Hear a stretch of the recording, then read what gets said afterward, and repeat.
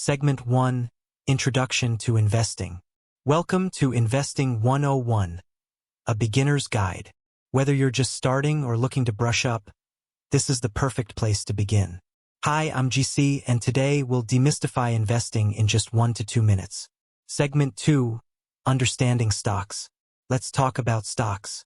When you buy a stock, you're buying a piece of ownership in a company. As it grows, so does your investment.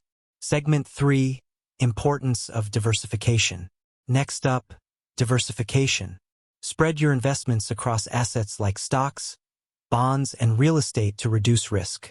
Segment 4, Understanding Risk Tolerance. Now, risk tolerance. How much risk are you comfortable with? Is crucial for aligning your investments with your goals. And there you have it, Investing 101 in just 1 to 2 minutes. Remember, investing is a journey, not a sprint. Take your time, do your research, and always invest within your means. Thanks for joining me today. If you found this helpful, don't forget to like, share, and comment below. Happy investing!